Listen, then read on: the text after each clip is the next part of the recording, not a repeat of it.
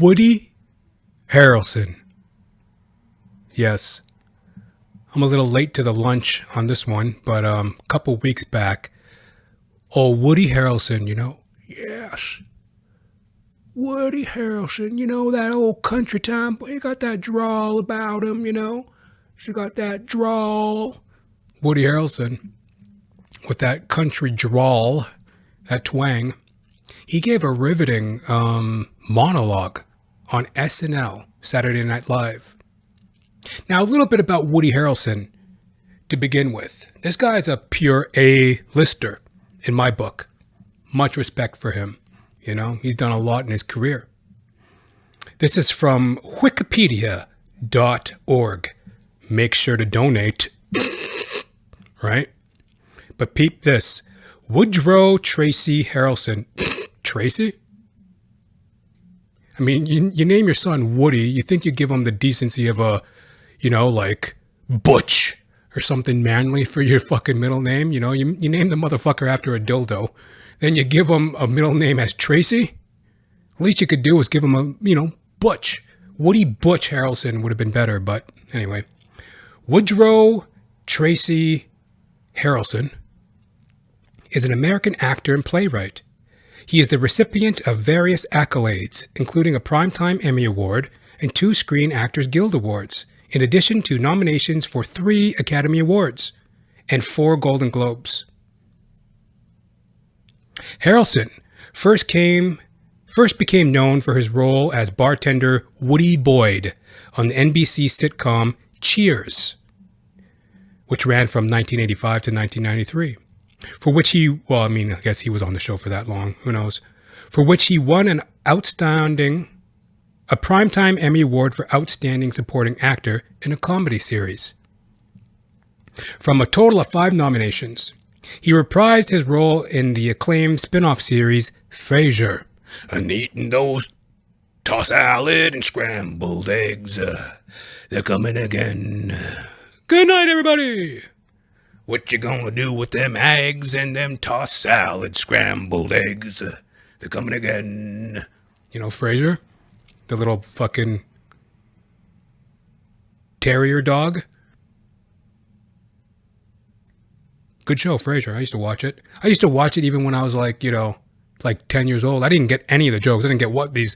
I just kind of thought it was funny. They're like, hey, what do I say, Frasier? They're like babbling on in their little suit and ties.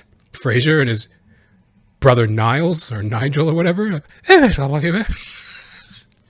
didn't get one fucking joke that went over on that show, but I just liked the way they talked, Oh, Frasier. Anyway. He went on to receive, Woody went on to receive 3 Academy Award nominations. Best Actor for The People vs. Larry Flynt. That was a tragic one. He played pornographer Larry Flynt, Penthouse. God bless that man. Even though I'm pretty much like asexual, born again, But God bless that fucking Larry Flynt. Opened a lot of eyes. Best Actor for The People vs. Larry Flynt. Best Supporting Actor for both The Messenger, 2009, and 3 Billboards Outside Ebbing, Missouri, 2017. Interesting thing about that movie. Saw it, enjoyed it, don't remember a fucking thing about it. All I remember, there was this one scene when, Sam Rockwell, another phenomenal actor, he's there's a long tracking shot where he walks into a building and throws some hick over a balcony or something. Don't really remember much else about the film, but it was pretty entertaining and good. Anyway, 3 Billboards Outside Ebbing, Missouri. Other notable films include White Men Can't Jump. I don't know about that or not. I've never seen them. Natural Born Killers. Kingpin. Kingpin was fucking hilarious when he played the guy with the hook. Natural Born Killers, The Thin Red Line, No Country for Old Men. That was a good one. So who's this man supposed to be like? Was like a badass like the bubonic plague? Woody Harrelson playing a sardonic hitman What's this motherfucker supposed to be like? The original badass? Like, as bad as the bubonic plague? No Country for Old Men, yeah. Zombieland, that was a good film. It was fun. Rampart, Seven Psychopaths, Now You See Me, The Edge of 17, LBJ. Solo, A Star Wars Story. Have to see that, yet to see that. The Man from Toronto. I live in Toronto. And Triangle of Sadness. Is that like a recovery thing? Triangle of Sadness. He also gained prominence for his portrayal of Haymick Abernathy in the Hunger Games film series. Didn't see one of those films. I mean, you know, you see a bitch with a bow and arrow running around in the woods. Kind of didn't pique my interest. Despite how cute Jennifer Lawrence is, allegedly. Harrelson received further Primetime Emmy Award nominations for Outstanding Lead Actor in a Limited Series or Movie, his portrayal of Steve Schmidt in the HBO film Game Change, and for Outstanding Leading Actor in a Drama Series for his role as Marty Hart in the HBO crime anthology series True Detective. And blazing waving saps and it builds up built in blood. He warms and bed and setting his face on bed and go and red wind their bow. That was like the theme song from True Detective. He will portray E. Howard Hunt in the HBO political limited series White House Plumbers. I'm guessing that's going to be about plumbers working at the White House or something. Unclogging toilets and shit. The presidential shitter. So yeah, that's a little bit about Woody Harrelson. You know, I remember growing up watching Cheers. Cheers used to be on when I was like, you know, I don't know, maybe 5 or 6 years old. Cheers would be on TV. And I never got it. Like, there's something about it, like something about the intro to the show that drew my attention, you know? Like that black and white, old-timey pictures, you know? And making your way in the world today takes everything you got. Like, you know, it was really it made me kind of depressed and shit. I guess I kind of knew I was going to grow up to have a drinking problem or something, like those low lives on Cheers. But, I don't know, something about it made me kind of depressed. And, you know, but here's a little funny spoof. I don't know if this is hack. I don't know if it's been done before. I don't know. It just seems like obvious to me. And I always thought it'd be kind of a funny little gag for like a skit or something. But, you know, making your way in the world today takes everything you got. Wouldn't you like to get away? Sometimes you wanna go where everybody knows you're gay.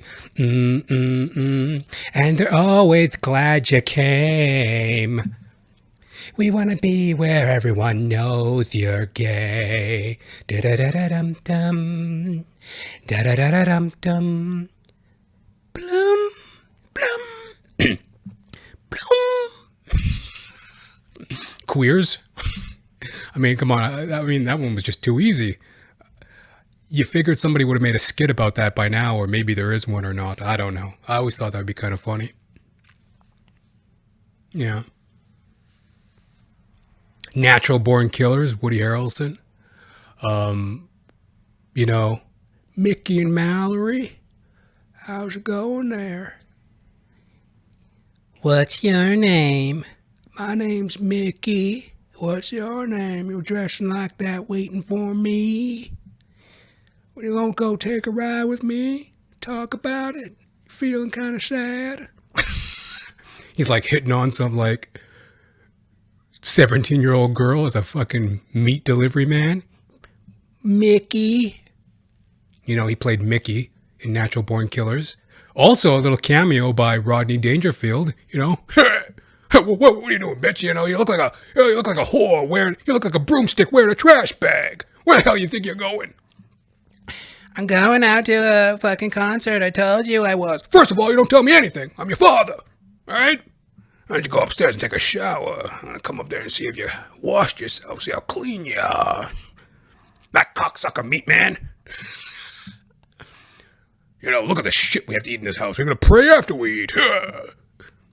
You know? Rodney does an amazing little cameo, Rodney Dangerfield, in Natural Born Killers. In True Detective, hey, as much as I'm, I don't know, joking around here about old Woody Harrelson, I think he has a phenomenal career. A-list actor. Did it all, like, Cheers. Very successful sitcoms. He was on, Frasier, those cameos. He even did those cameos on those walk-on roles. I don't know what you call them. Those co-starring roles on Will and Grace. I remember that. He played like was he Will's boyfriend or something? Or no, he was like the girl's boyfriend, Deborah Messing. He played her boyfriend. Then also, but one of my favorite roles he ever did was, that Marty Hart character on True Detective, the thing about Russ is he's one of those dynamic type, serious motherfuckers. They used to call him the tax man. Maybe it was about his demeanor, or maybe it was just about the way he carried himself, but he always used to walk around with this big ledger, taking notes, and real calm, serious demeanor. People started calling him the tax man, just a real dour type motherfucker. I like the one scene when, pardon me, ladies, it's a little crass, but it is, it's right up my alley, and, kind of reminiscent of some of my younger days. So, I guess his character, Marty, he's out all night, whoring it up, drinking, getting drunk, driving his cop car all haphazardly. Guess he's out all night on the roof with his little fuck buddy. Some little office clerk down at the fucking local precinct. He's banging her, right? Two-timing his wife. Anyways, he comes in just reeking of booze and debauchery. Comes into work one day, and Matthew McConaughey, God love him, another great actor. Matthew McConaughey. They're in the locker room. And Marty comes in, right? And he goes to his locker and, he's changing his tie. Matthew McConaughey looks at him. Marty, you better wash up. Marty got a little bit of pussy on you. Woody Harrelson, Marty, turns to Matthew McConaughey. You got one hell of a bedside manner. What? Do you got some kind of... Are you insinuating how my wife's pussy must smell like rust? I ain't insinuating nothing, Marty, Coupled by the fact that I ain't stupid, Coupled by the fact you running around here drunk all day. Do you have some kind of predilection about how my wife's pussy must smell like rust? True Detective. Hands down, my favorite, aside from the crass locker room talk. Grab him by the pussy. Locker room talk, boys. Chill out, ladies. This is man talk. Locker room talk. Okay? Fake news. It's just locker room talk, ladies. Settle down. But aside from the crass locker room talk, I do enjoy True Detective. The writing, the grit, the music. That T-Bone Walker. And when them boo boo. Like the theme music from True Detective. Hands down my favorite television series. Definitely of the 21st century. My favorite modern television series, True Detective. Well, enough stroking on that whole Woody tip. No pun intended. But enough stroking on and on about Woody Harrelson here. He did, well, I guess I'm going to a little bit. What? He did something very interesting recently on Saturday Night Live. he goes up and he gives this monologue, right? The opening monologue. And, he sets up this joke. And in this joke, he's like talking about a movie script, right? Some movie script that he passed up, right? And he's like, what does he say? He goes, one moment here. I'm just pulling it up on my cell phone. So, almost immediately after the episode aired, Harrelson jokes became the subject of fierce debate online. Many social media users with anti-vaccine beliefs praised Harrelson. Others felt the joke was harmful, means of spreading false anti-science rhetoric about the COVID-19 pandemic. What did he say? So, Harrelson, 61, told the audience he'd been sent a movie script with a clear, real-world metaphor. So, the movie goes like this. The biggest drug cartels in the world get together and buy up all the media and all the politicians and force all the people in the world to stay locked down in their homes, and people can only come out if they take the cartel's drugs and keep taking them over and over, said Harrelson. The punchline, I threw away the script. I mean, who's going to believe that crazy idea? Being forced to do drugs? I do them voluntarily all day long. You know? People then get into an uproar. Oh my God, he's making anti-vaccine statements. Anti-science vaccine statements. And then there was a big hoop to do about like, wow, he dropped that type of a monologue on SNL? Holy moly. And he went off script. People were saying that he went off script. Now, as far as I can tell, he didn't go off script. It was written by the writers of SNL, from what I can tell. I could be wrong, and if I'm not, you go fucking figure it out. All right? We live in a day and age where you have to think for yourself, folks. So don't just take my fucking word for it, because I'm saying it. He tells that joke. Apparently, it was a part of the script. It was written by the SNL people. It was approved. He said it.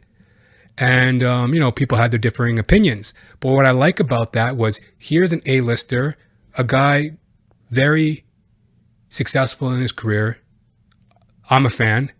And, he made his statement, and he made his statement in a way that was very palatable. He didn't go off script. He didn't make a big hoop to do. He was respectful of the show. I guess some of his sentiments got included in that opening monologue joke. I don't know how they did it. Maybe they spoke with him. Maybe they came up with the joke together. I don't know. But he's been known for his outspokenness about the pandemic, COVID-19, and the handling of it. And, he made his sentiment known, did it in a way that was approved, classy, kept his status intact, didn't go all wacko and make a big deal of it, just made his little joke, was respectful of the show. And I'm loving that. And I'm loving the fact that we're seeing an A-lister in Hollywood do something like that. I want to see more of that. I want to see more voices with, stand up for the other side, for the people who feel that this whole pandemic has been very unfair and one-sided and closed-minded. Especially when now we're seeing that all these lies have been told, all these half-truths, all this misinformation. Let it all come out. It's about time. It's been going on for too long. So I applaud you, Woody Harrelson. You got some kind of insinuation about how my wife's pussy smells like rust? You got a hell of a bedside manner. Yeah. I actually auditioned for a play that Woody Harrelson had written. This was like back in 2011, 2012. He wrote a play called Bullet for Adolf, I believe. Yeah, Bullet for Adolf. I want to make sure I get the facts right on this, you know. Give a little respect on the name. Other ventures. Let's see. Here we go. It's, I think he did. I'm not sure. What the hell? Bullet for Adolf. I'm pretty sure that's what it was called. And, you know, I knew when I auditioned for it, I was going to bomb. So this was like 2012 or 2011 or something. And, you know, I was like full on in my drinking. And, you know, it was an open casting call. I don't know. I guess he was high or something. He's like, I'm sick of doing all these fucking Hollywood movies, making all this damn money. I'm going to invest my time and energy in some fucked up play. So I guess he's high or some shit. He decides to like pitch this play that he wrote like fucking 30 years ago with a buddy of his. It's about him and his construction worker days or some shit. I don't know. Just the benevolence of some whacked out, stoned out fucking country bumpkin Hollywood starlet. I don't know. He's just flexing his creativity muscles. And I don't know what the fuck got into him. But anyways, he's mounting this this play that he wrote with a friend. And I don't know. I guess it was meaningful to him. And it was well received by, critics and audiences. But anyways, he's doing like an open casting call for this production of it. That's going to be staged in Toronto, Canada. That's where I live. So I catch a whiff of this. I catch wind of it. I'm like, oh, hey, wow, an open casting call. And one of the main characters happened to be some black dude. Hey, I'm a black dude, right? I mean, yeah. So I'm like, okay, yeah, let me go audition for this. But, shit, to be honest with you, I wasn't in the most performing shape. Bloated, bagged out, smoked out, drunked out, like drinking, smoking dope on the regular, just kind of in a fucked up place, doing stand-up comedy gigs and just like, oh my God, I'm going to have to go in there and do a monologue. You had to do like a couple monologues and, audition. I wasn't really in my fighting weight, right?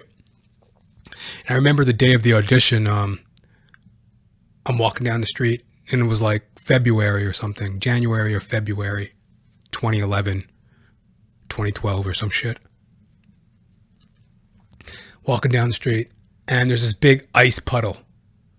If that makes any sense. Big puddle with chunks of ice in it. And, I'm standing on one side of the puddle and I see this elderly woman on the other side of the puddle and she's all hesitant looking and I don't know what to do. And, I'm like, oh, okay, well. I'm like, hey, miss, do you need a hand? She goes, oh, yeah, please, please. So I give her my arm and I usher her across the ice puddle. So I help her get across the ice puddle. And she goes, oh, thank you, young man, thank you. She goes into her purse. Here's $20. And she hit me with a 20. And I'm just like, oh, well, it's no big deal. I don't need it. What, $20? Like, no, I was just, helping you out. $20? No, thanks. She goes, no, take it. And the wheels start turning in my head. Because, a little backstory, I'm flat broke. Here I am walking to this audition, flat broke, hungover, and I'm thinking to myself, it's pretty low to take a $20 bill from an old lady for like helping her across the street.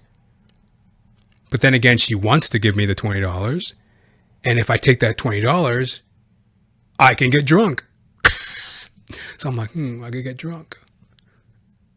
I got an audition for a Woody Harrelson play that I'm on my way to.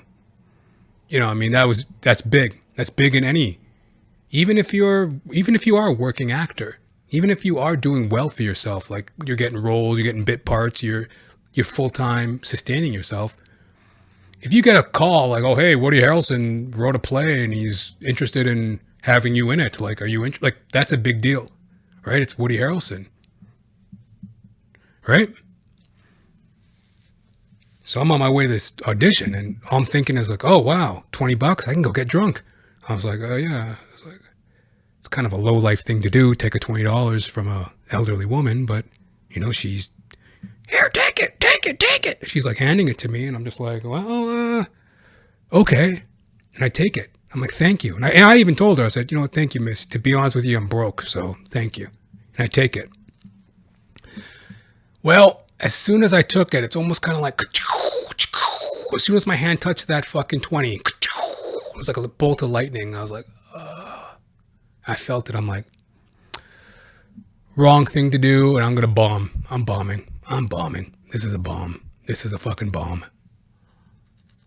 I go to the audition and I just tank. I went up there and I got the fucking beer sweats and I stagger into the audition. Hi, my name's Johnathan Ramcharan. I'll be performing a piece from some bullshit thing that I wrote myself, and I'll do a little piece of stand-up.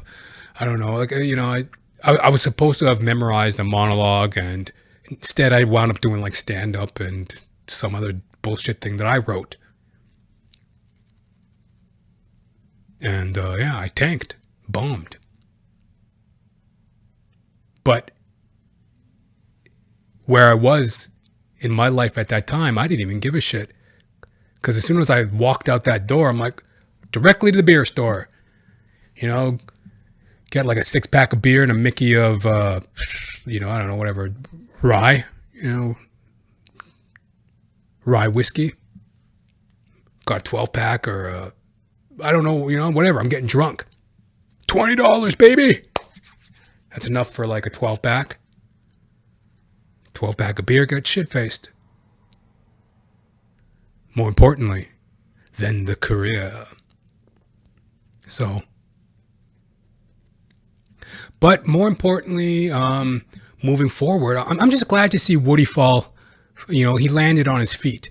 Like sometimes, like, he didn't hire me. Well, I mean, he didn't even see me on the audition. I didn't make it too far into the rounds of auditions, so it's not like he even saw me audition. But, it's nice to see that Woody landed on his feet because, as we all know, I went on to do Jonathan Ramcharan, the podcast. Thank you very much for watching. I'm going on to do that, my stand-up, and, very happy to do so. And I'm just glad to see Woody land on his feet. Like sometimes when, filmmakers and actors and stuff like that, they miss an opportunity to work with someone, and then shit just goes downhill for them. But I'm glad to see Woody land on his feet. He was able to, go on and do some very interesting work. And, and perhaps one day we will work together. Who knows? I mean, I'll be open to it. If I ever got the buzz, the ring. Hey, Johnathan, it's Woody Harrelson. Yeah, how you doing there, buddy? You want to do a film with me? What do you say, motherfucker? You want to be in a movie? I'll be like, oh, shit, thanks, Woody, no problem. But just don't be smoking fucking weed in my trailer, you fucking pothead, you know what I mean? Like, I'm a sober living dude, so like, it'd be kind of rough, it'd be kind of hard, it'd be a little hard on a guy, you know what I mean? Like, you got a Woody Harrelson film and he's like smoking weed in your face all fucking day. So what we're thinking about for this shot is, God's sakes, Woody, you gotta be smoking weed all day, fucking degenerate. Some people are trying to act over here. You know what I mean? I wouldn't even mind it if he did the whole, like, he's like, oh, we're doing this movie. Like the whole, like, method actor thing. Like when actors go deep into a role. I wouldn't even mind if he did that. It's like, oh, it's Woody Harrelson and, I'm a method actor and, we're playing, I'm playing the abominable snowman, okay? So, like, I'm playing, like, we're going to go to Alaska to shoot this movie about the abominable snowman, and I'm playing the abominable snowman, and you're the hunter trying to get the abominable snowman. I'm like, got it. You're the abominable snowman, and I'm some guy tracking you, a hunter. Okay, I got it. Okay.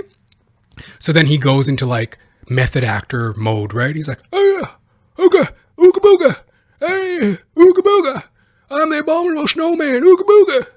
And like every time you turn around, like you're on the film set, you know, there you are at like craft services, you know, you're getting something to eat, and ooga booga, I'm the abominable snowman, ooga booga.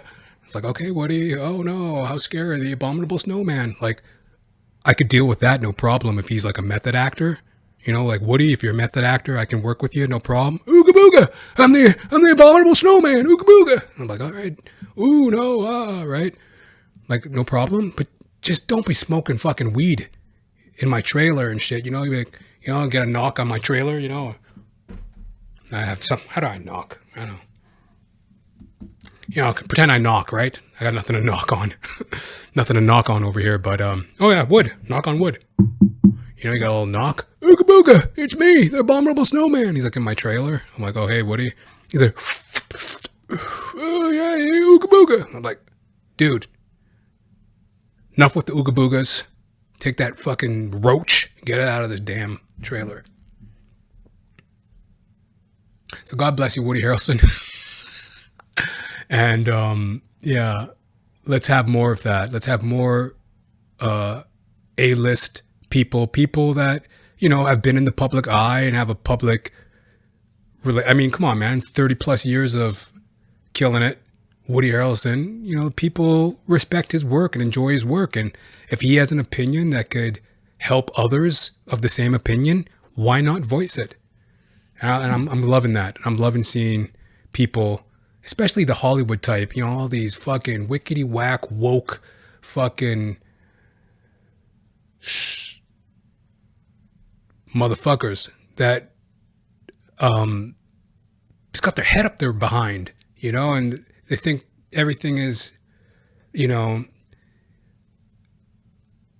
it's about, I don't know, fear. Everything's about fear and being tattled on. That's how they live. They live in this bubble of fear, and if you don't comply with us, we're going to tattle on you. I'm glad to see more people stand up and be like that. Be more like Woody. Yes. Hallelujah.